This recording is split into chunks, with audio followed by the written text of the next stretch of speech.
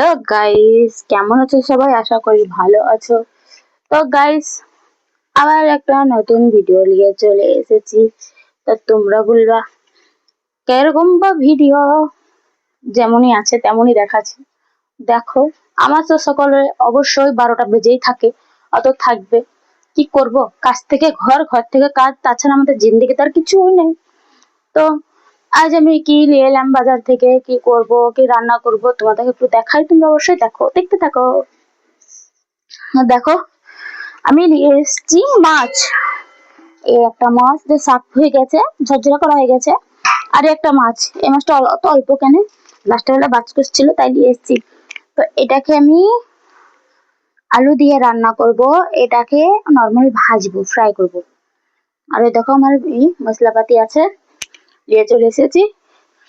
আর আমার হাজবেন্ড বলছে আমার সর্দি লেগেছে, তো আজ রুটি খাবো। তো আটা অবশ্য ছিল না, মায়ের ঘর থেকে নিয়ে এসেছি। কি করব, গরিব মানুষ। আর এই দেখো, তরকারি আছে, ভাত অবশ্যই আছে।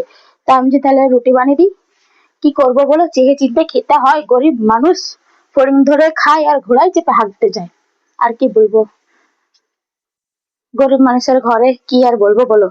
তোমরা অবশ্যই হাসো, আর অবশ্যই হাসার লেগে ভিডিও করছি। সবাই একটু ভালো করে এনজয় করো। তো চলো, আমি রান্না করতে লাগি ভাই। না রান্না করলে তোমার আর কিছুর উপায় নাই। এখন আর তোমাদের সাথে আমি আর কোনো ভিডিও করছি না। এখন এখন আমি আমার কাজে ব্যস্ত। তো দেখো, মশলাপাতি আছে, টমেটোল, এটাও আমার মা পাঠাইছে, ছোলা ডাল। চলো এবার রান্না করে নি। তোমরা অবশ্যই আমার ভিডিও গুনা প্লিজ প্লিজ দেখবা, ঠিক আছে? অবশ্যই আমার ভিডিও দেখো, করো, কমেন্ট করো, শেয়ার করো, আর প্লিজ ফলো তো করো। একটু তো মায়া দাও করো গরিব বোনের ওপরে। প্লিজ তোমরা অবশ্যই লাইক করো, কমেন্ট করো, শেয়ার করো। বাই বাই, টাটা, লাভ ইস।